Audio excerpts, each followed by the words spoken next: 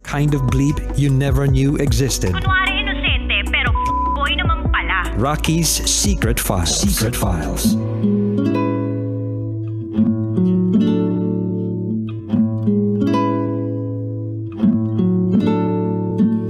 And we're back. Kasama niyo pa rin si DJ Rocky and this is Kath's Secret File. Si Kath na tinanong ng kanyang ex-boyfriend kung kaya mo bang iwan ang asawa mo para sa akin?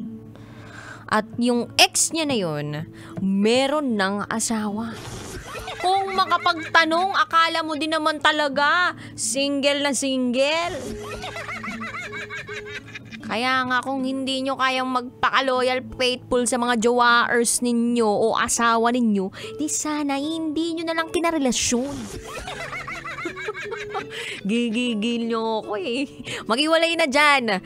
Yung mga couples na naglolokohan lang naman.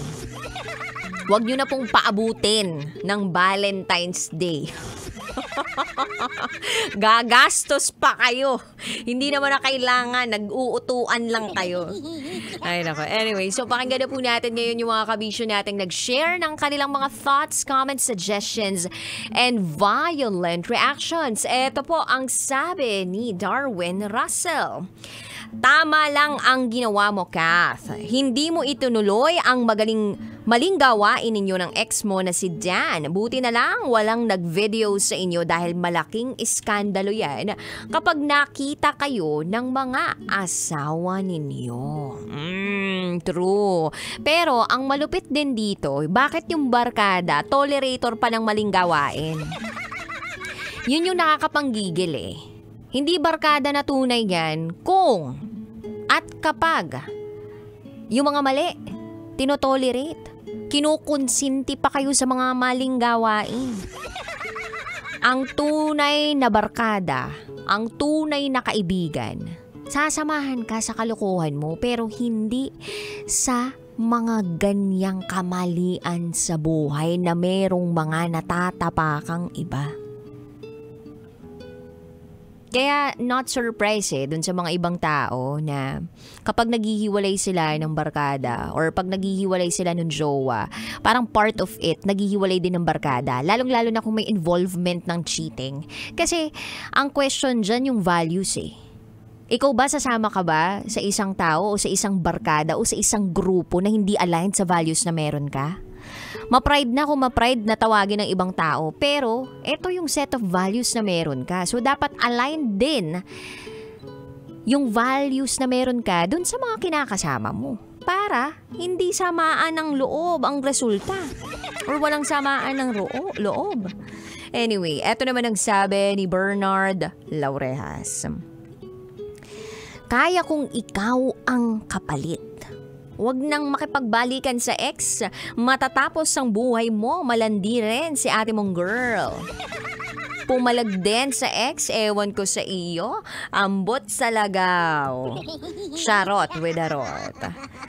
Mabuti sana kung wala kayong mga karelasyon. Laban na yan. Watching from Kyrie's Favorites, Acacia Street, Mexico, Pampanga. Maraming salamat sa lahat ng mga nakatutok nating mga kapangpangan out there. Makiri din ang kanyang ex, pero mas makiriraw ang ating secret palsende. Eto na ba nang sabi ng isang kabisyo natin na regular na nag-message sa atin, pero ayaw niya ngayon magpabanggit ng pangalan niya. Alam niyo kung bakit? Kasi marami daw sa mga kapitbahay niya nakikinig ngayon. Baka isipin na wala siyang ginagawa at palamunin lang siya sa buhay. Sabi dito, hide my name kasi nakikinig ang mga kapitbahay. Ang lakas ng radyo nila, made from an amplifier. Ganyan ang tanungan ng mga matitigas ang muka. Yung, kaya mo bang iwanan ng asawa mo para sa akin? Hindi siya si Taylor Swift para maging fearless sa asawa niya. Samantalang ikaw din, sender, meron ka ring asawa. Tinetempt ka lang niyan. Dapat lumayo ka na sa kanya. At para kay Dan, hiwalayan mo na lang ang asawa mo at maghanap ka na ng bago. Total, pa-fearless ka. Yun lamang po. Maraming salamat, DJ Rocky. Eto naman po ang sabi ni Kevin. Ang advice ko lang sa may mga asawa dyan, parang ganito lang yan. Ang lalaki parang manok. Pag ang palay nang lumalapit, natural na tutukain ito. Ay. Tatakamin muna bago tukain. Charot, darot. Kaya para hindi matuka ng manok, huwag ibilad ang palay sa harap ng manok. Yun lang, wale. Kayo no, bahala umintindi. Salamat po. Listening sa pharmacy dito sa Kingdom of Saudi Arabia. Pabati po. God bless you. Huwag ibilad ang palay sa harap ng manok. Yun lang. Nagets nyo yun? Huwag ibibilad yung palay sa harap ng manok kung ayaw mong tokain yung mismong mga palay. So, meaning, huwag mo nang ilapit yung sarili mo doon sa tutuka sa'yo. Payami din tong secret pal sender natin eh, no? But anyway, thank you kasi meron ako na-ere ngayong araw na to dahil sa kwento mo. Ang dami pang nag-comment sa ating secret file for this afternoon. Yung iba, Gina G eh. Kasi sa totoo lang, it takes two to tango naman. Bago talaga mabuo yung cheating, diba? Bago magkahiwalayan ang isang married couple, syempre, merong mga taong nagdesisyon behind it. And kadalasan dalawa yung taong nag-decide doon. So, yung kinabit, tsaka yung may asawa na. So, hindi mo pwedeng isisi naman lahat doon sa nagpakabit. At hindi mo rin pwedeng lahat isisi doon sa kumabit. So, para sila, may kasalanan dito. Kaya lang, nag-asawa pa kayo. Kung lolokohin nyo lang din naman, di sana wag na. Parang ang babaw naman ang pagtingin natin ngayon sa pag-aasawa. Nakakatakot kaya, diba? Recently, sobrang dami ng mga naghihiwalay. Tapos yung iba, kasal na. Yung iba naman, engaged pa lang. Yung iba, hindi pa na-engage or magjowa pa lang. Kahit na lumipas na yung maraming taon, pinagtibay sila ng panahon, ang tagal-tagal na nila, pero ang ending, hiwalayan pala. So, wala na talagang kasiguraduhan. Para bang nawawala yung sense of commitment ng isang tao. Pero kaysa naman sa ipilit mo pa. Kaya lang, iba kasi pong usapan kapag kasal na. Kaya nga sabi ng mga magulang natin o sabi ng mga nakakatanda sa atin, ang pag-aasawa ay hindi parang mainit na kanin na kapag gusto mo nang isusubo mo kahit pasong-paso ka. Wala pong sinabing ganun yung magulang. Nag-iimbento po ako. Charot, darot. Ito talaga yung original na sinabi ng mga magulang natin. Ang pag-aasawa ay hindi parang mainit na kanin na kapag napaso ka, iluluwa mo. So meaning, kapag nag-asawa ka, paninindigan mo. Paninindigan mo, magiging committed ka, magiging faithful ka, magiging loyal ka. Lalong-lalo na kapag kasal kayo. Sana bigyan natin ng bigat yung kasal. Lalong-lalo na kung sumumpa kayo sa Diyos. Kasi mapapa-Diyos ko po na naman tayo sa mga ganitong klaseng kwentuhan. Biruin mo parehas kasal. Tapos, nag-holding hands pa. Nagawakan pa sa pisngi. Nag-lips to lips pa. Tapos may communication pa. Although, naisip ng secret file sender natin na, mali, ayokong ipagpalit yung asawa ko dito sa ganito. Ano yun? So, nag-explore ka lang, ganun. Kailangan pa ba nating magkamali para malaman natin yung tama? O panindigan natin kung ano yung tamang gawin?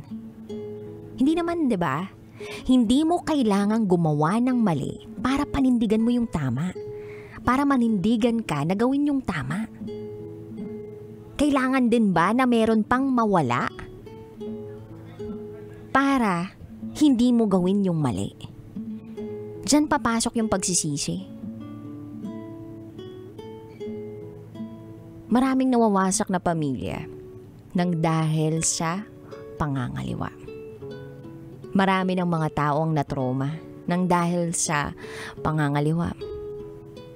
Again, kung hindi kayang manindigan, huwag na lang. Hiwalayan na lang. Buti na lang yung secret file sender natin na gising-gising na siya.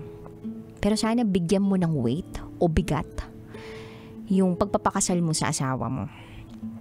Sabi mo nga, wala ka nang makikitang katulad niya. Napakabuti ng asawa mo. Walang bisyo, hindi nang bababae.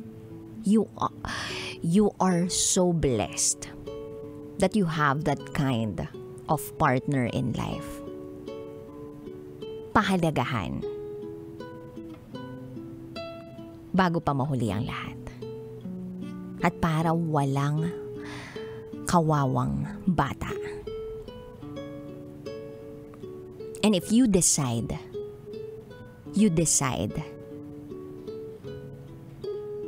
selflessly, not selfishly.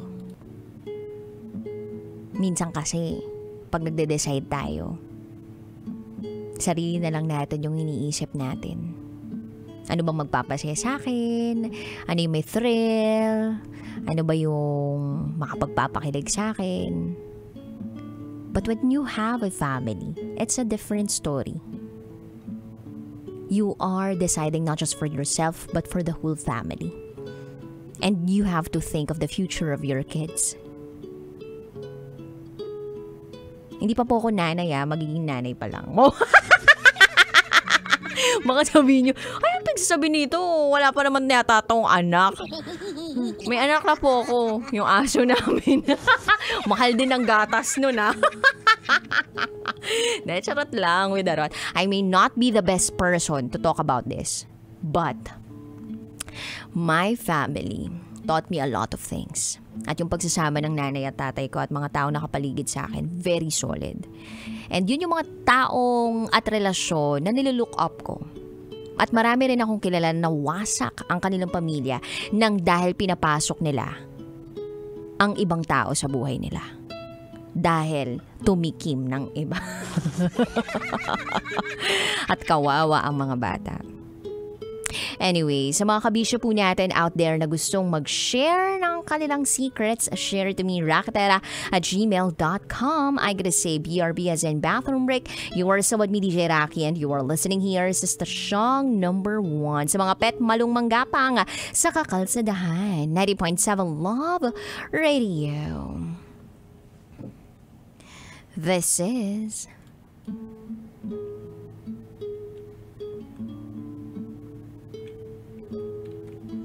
Cat's Secret File. Sasakyan si